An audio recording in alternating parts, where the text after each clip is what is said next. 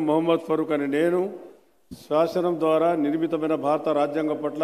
నిజమైన విశ్వాసం విధేయత చూపుతానని, భారతదేశ సార్వభౌమాధికారాన్ని సమగ్రతను కాపాడుతానని,